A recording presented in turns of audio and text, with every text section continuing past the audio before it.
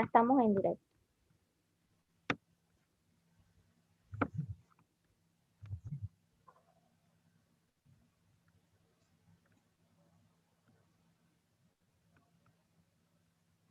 Sí, ya estamos en directo.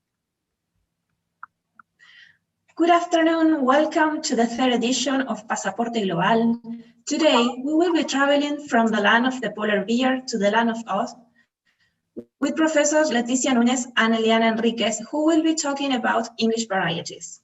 Les recordamos que la clase será en inglés, por lo que podrán sacar mayor provecho de la misma quienes tengan un nivel B1 o más. Les doy la bienvenida a las profesoras y les agradezco por sumarse a esta edición de Pasaporte Global, en la cual estaremos viajando virtualmente por Estados Unidos, Canadá y Oceanía. La profesora Eliana de las Nieves Enríquez se desempeña como docente de inglés en colegios secundarios, preuniversitarios y en distintas unidades académicas de la UNCUYO. La profesora Leticia Núñez se desempeña como docente en distintas materias de la carrera de profesorado de inglés en las jurisdicciones nacional y provincial del nivel superior. Posee un marcado interés por la mejora de las prácticas docentes a través del uso de las tecnologías y de la elaboración de proyectos interdisciplinarios. Antes de comenzar con la presentación, quiero darle la bienvenida y cederle la palabra a la secretaria de Políticas Lingüísticas de la Facultad de Filosofía y Letras, Patricia Acosta, gracias a quien esta charla es posible.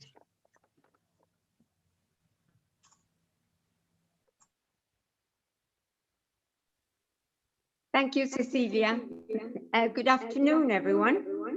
First, I'd like to thank Secretaría de Relaciones Internacionales, Investigación y Posgrado for inviting us to be part of Pasaporte Global.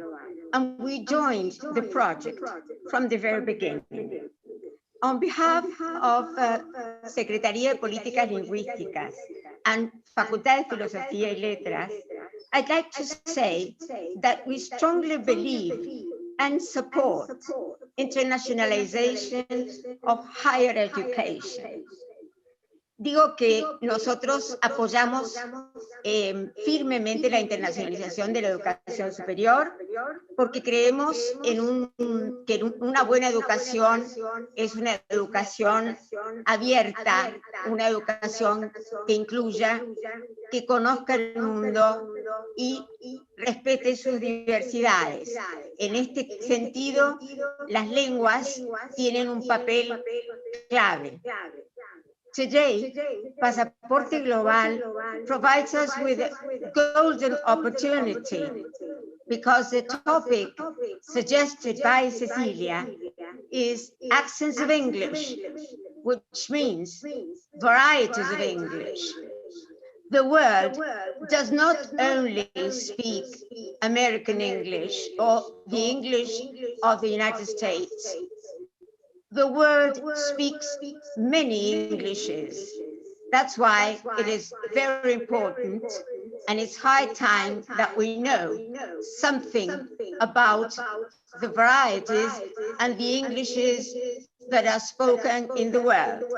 Thank you, Cecilia, and let's welcome our speakers.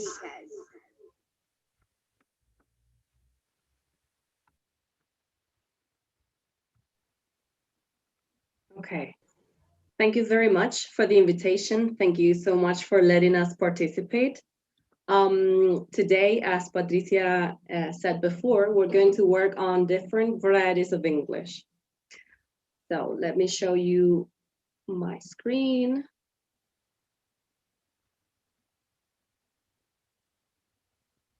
Okay.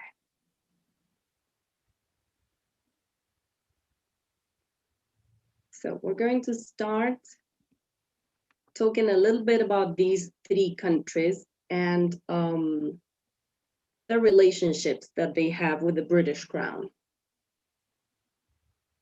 So we're going to take you on a journey from North America to Australia, and we're going to focus on American English, Canadian English, and Australian English. As you all know, the US, Canada, and Australia are former British colonies. This is why English is spoken in these countries. But as you must expect, different historical and social reasons, plus different relationships between these countries with the British Crown, have had a huge influence on the varieties of English that are spoken in these countries. We're going to start by talking about vocabulary. Then we're going to move on to spelling. Then we're going to work a bit on pronunciation and some cultural facts. And at the end of our presentation, Leticia is going to talk about Australia in particular. So let's start with vocabulary. If you look at these three pictures, what comes to your mind?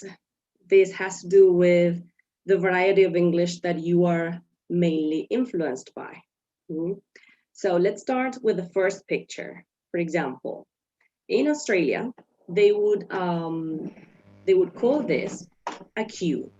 Yeah. In the US, they would say stand in line, and in Canada, stand in line.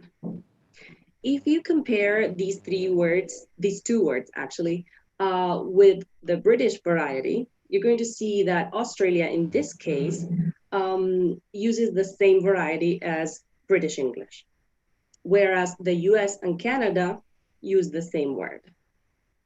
The second one is chips in Australian English, which again is related to the way that they would say it in British English.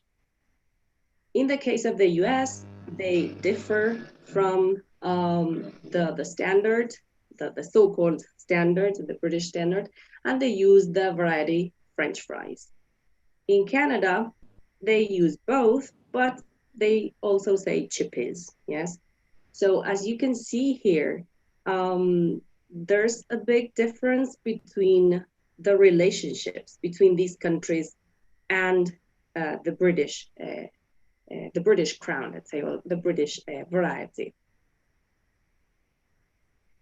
Okay, so if we think of the last picture, in Australia, they use the word soft drink, whereas in the US, they call this soda. And in Canada, they actually use both. You can hear any of them, but they will also use the word pop, which is what makes them different and distinct. More about vocabulary. If you look at the first picture, how would you call that first object? In Australia, as in the UK, they would call this the bill. In the US, they would call it the check, and in Canada, the bill, just like in the UK. The second picture would be a footpath in Australian English, but in the US, they would call it a sidewalk, just as in Canada. Now, we're going to work a little bit on word formation. We're going to focus first on the endings of words. If you look at the three pictures, the first one refers to color, the second one to center, and the third one to the verb travel. Yeah. So if we pay attention to the endings of these words, like color, center, and traveled, you're going to see that in the first case, the ending OR has lost the U that it would have in British English. In the case of center or center in British English, the spelling has a different order and it ends in ER. In the case of words that end with suffixes, like in the case of traveled, the past of the verb travel, you're going to find only one consonant and then the ending, the ED ending. But what happens in the case of Canada and Australia? Well, not surprisingly, they're similar to the British variety. So you're going to see that the endings are different. So the U is going to be present. The order is going to be different in the case of center, RE instead of ER. And there's going to be a double consonant in the case of the suffix, in this case, past simple. what happens in the case of words derived from Greek, for example, realize, or for example, recognize? Well, in the US and Canada, in this case, Canada is different from the British variety and Australia. They use Z or Z, as they would say in American English. The ending IZE for these verbs is different. In the case of Australia, they keep the British variety and they use ISE. Then, if we think of words related to more everyday life and the automobile industry, you're going to find that there's a huge influence, there's a huge American influence on Canada. So in words like curb or tire, they're going to keep the same American words. Aluminum is another case. But in Australia, they're going to be similar to British English. Check the change in spelling. And again, words related to cars, yes, this has to do with the American influence, are going to be the same in the US and Canada.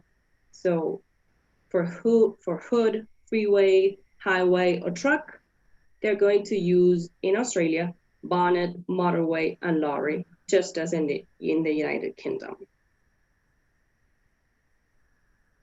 Okay, now we're going to focus on pronunciation now. If you think of the first picture, how would you pronounce it? This has to do with your influence, whether you have a more British influence or a more American influence. In the US and in Canada, there aren't many differences in pronunciation. They're pretty similar. This has to do with the fact that they are neighbors, yeah?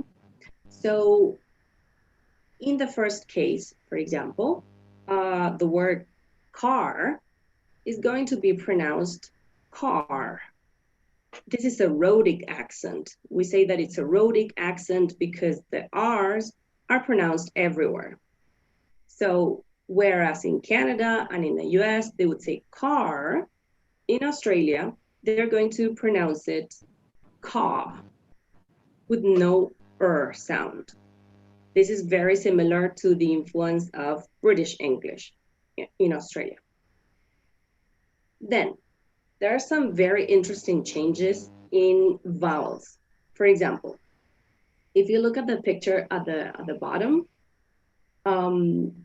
you would read this probably Main Street, Main Street, both in the US and in Canada. Main will be pronounced A with A and street with E. But in Australia, they're going to change these vowels, and this is what makes Australian English really hard to understand sometimes.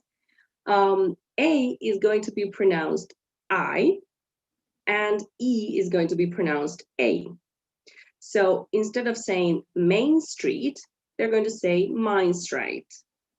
Very similar to a famous accent in London English, yes, called Cockney. Then, what happens with the first word? In the US and in Canada, and in British English as well, you would pronounce this as shoe. The sound will be oo. In Australia, this is going to be pronounced as o, show, not shoe, but show. In the second picture, a word like pie, for example, is going to be pronounced in Australia as pie or poi. And in the last example, a word like boat in American English or Canadian English is going to be pronounced bout. So these differences are the ones that can make Australian a bit challenging to understand. Okay. One cultural fact is that in Australia, people actually drive on the left side of the road, just like in the UK. And in the US and Canada, they do it on the other side of the road. They drive on the right side of the road. So if you ever visit Australia or the UK or New Zealand, you're going to see these signs on the streets showing the way that you should look at before crossing the street, because it could be dangerous since you're used to doing it the other way around. Okay. Letty, would you like to continue?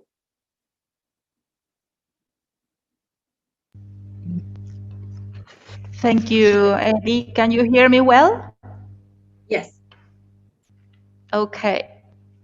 Well, one of the top 10 tourist and work and study destinations around the world is Australia.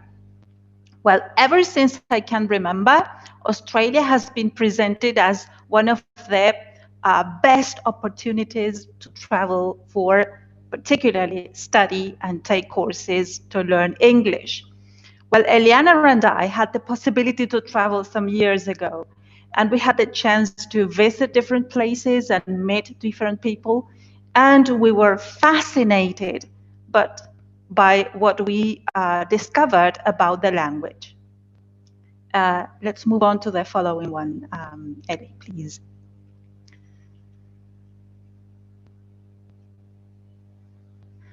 Well, Australians are known around the world for a healthy, stress-free lifestyle, and also for keeping a young, friendly, and open spirit. And this friendliness, this openness, this attitude, which is amazing, is reflected in their language. Let's move on to the following, Eddie.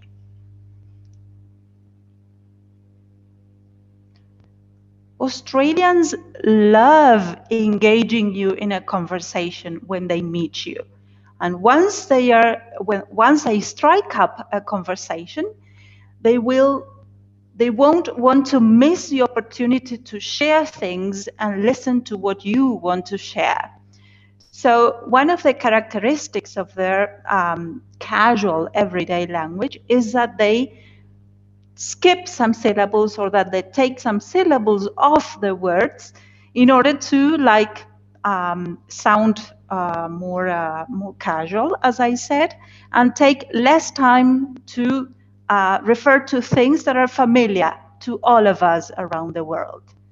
So for example, they use the word ambo for ambulance, or avo for avocado, which is palta in Spanish. Barbie for barbecue, bicky for biscuits, brekkie for breakfast. They say, let's have brekkie. Cuppa for cup of tea, Chrissy for Christmas, Macca's for McDonald's, Mozzies for mosquitoes. Servo is the service station or the gas station or petrol station in other countries.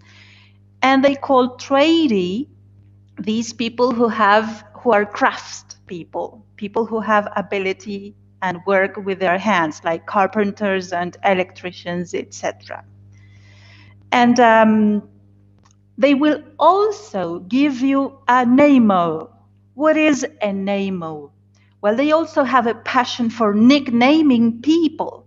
And if they don't call you mate or might, as they say with their different pronunciation, they will add an O to the short version of your name. So David would be Davo, Simon would be Simo, Joan would be Jono, and I don't know if me being Leticia would be Leto, I don't know, but this is what they actually do. Another thing that is particularly unique in Australia is that you might find different cities and counties and towns and landmarks with non-English names. Why is this so? Places like Wollongong, Canberra, and Uluru which are very famous around the world, have been named, or these names have been taken from one of the 250 indigenous languages of the tribes that have inhabited Australia from the very beginning, before the British colonized the Big Island. So, of course, there was a clash, and there has been a clash between this, the colonizers and the indigenous tribes. But there are some councils in different towns and cities are trying to consider renaming other places and buildings, and they are repainting road signs to include names that would honor people from this tribal past, and like taking a step forward toward reconciliation, as they say it openly.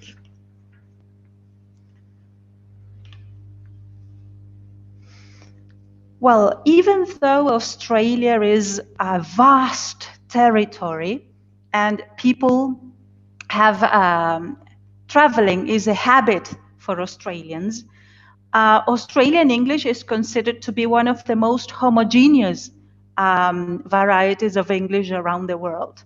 If we travel to England, we will find that North and South, East and West will vary greatly in the way they speak English. The same would happen in the States, in the United States. This wouldn't be the case in Australia. There is a rather homogeneous way of speaking English, even though there are some differences that might be considered, and these differences are connected with social class. But this is not something that would be seriously noticed. They say that working class people and village folks would speak English using those features, those pronunciation features that Eliana described before. People with a higher level of education would speak using more like the British version of English. Ellie, should we move on to the last one, please? Okay, and in the same way they are unique for nicknaming things, they are unique or special to greet you and say goodbye. So instead of saying hello or good morning, they would use the casual good day mate with the differences in pronunciation. And to say goodbye, they would say cheers, see ya, ta-ta, hooroo, and they would use the word tingle to mean that they will call you later. So these are some of the things that have made us fall in love with Australian English, because we can see that people actually show how open to other cultures they are, how familiar they want to be when they engage in a conversation with you, and how multicultural they are in the way that they don't want to show that they are so much different from the rest of speakers around the world. Okay? Thank you.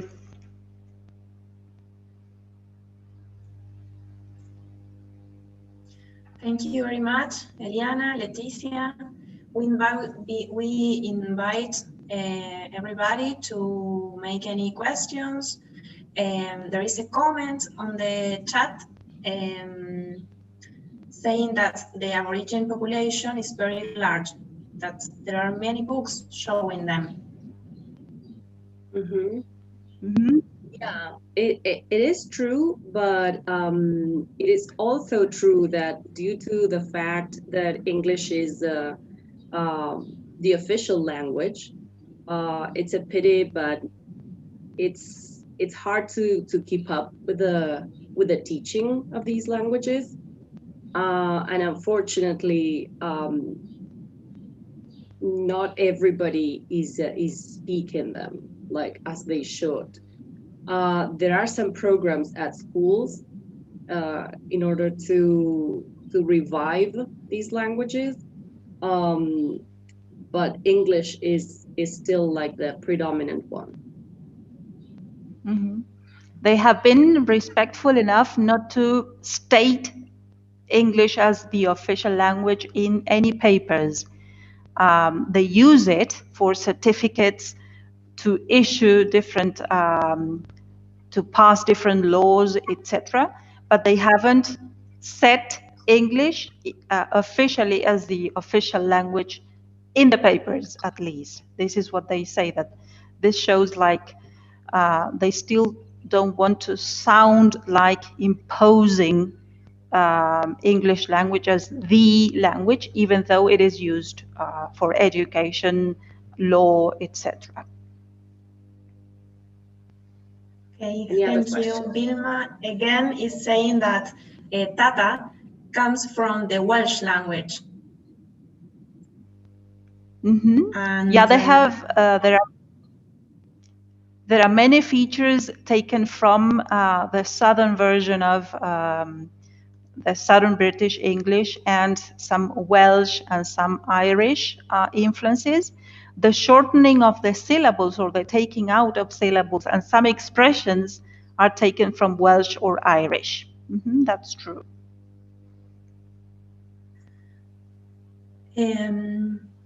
Nora says that she has heard some British adding D out to names informally too.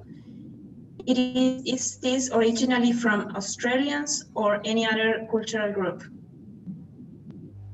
British adding, can you repeat? D, like the article. The. Mm-hmm. Sorry about my pronunciation. But it's all right. I haven't actually heard that using article, but I don't know. Letty, have you ever heard that? Like someone using like the, for example? Maybe in some TV series nowadays, I've heard many things, and I think I remember in one TV series from England, something like that was used. I forgot to say that with a massive influence of entertainment platforms and apps like Netflix and others, we have a great opportunity to be exposed to different varieties of different languages and take advantage of this to do some research on the things that call our attention. So maybe we could do some research on this particular thing that they're asking about. Definitely. And it would be interesting to see like a contrast with the way that we speak here in Mendoza, especially, or like the way that Chileans use the article when they refer to people. Okay, Nora is saying that she wanted to say it's like OU, adding these two vowels to the names. I don't know how you will pronounce it, like Leto or something like that. Maybe. Yeah, maybe. Mm-hmm. I haven't actually heard it in British English, but maybe it's a feature, you know, maybe it's a thing. We could definitely find out. Mm-hmm. Yeah, one of the things that well, it happens to me particularly, is that even though I watch lots of TV series and that I have some preferences with my TV shows and films, the films that I watch, sometimes I don't interact as much with native speakers as I should. And this might help a lot because they travel a lot more than we do. And this could help us maybe be familiar with these different features from different places around the world. So maybe this cultural exchange is always useful. Okay. And which TV series would you recommend to learn English? Well, it depends on what kind of variety you're interested in. I guess that here in Argentina, there's a huge American influence. So in my case, what I do to counteract it a bit is like, I love listening to the radio. So I listen to the BBC every day of my life. But I try to watch series as well. Like the ones on DirecTV are really good. They have a lot of content from the BBC. Well, on Netflix, you have lots of them. So in some of them, you will find different varieties. Like, for example, I don't know, I'm thinking of Lucifer. I'm watching that one now, in which you have a British actor and in an American context. Like that's the one that comes from the top of my head. And then on DirecTV, you have lots of series, like Victoria, for example, or The Crown on Netflix, or Peaky Blinders. You have them on both platforms. And there are lots of movies. We commented on some of them with another colleague the other day on a program that we have. And she also suggested Victoria and Abdul, which is a new one. I haven't watched it, but there are so many things to watch. But that's what I would and also, we also have the podcasts. Every big TV channel or every news broadcasting corporation might have a radio, and they are, I don't know if there is something related with contracts or any other thing, but they post weekly podcasts, and we could be listening to, I actually listened to like 6 or 7 podcasts from the ABC, which is the Australian Broadcasting Corporation, before I started preparing my section of this talk, my part. And I also had BBC podcasts, and I think that any other radio around the world is posting podcasts, maybe weekly or daily, even then. Okay, so this would be very useful for that too.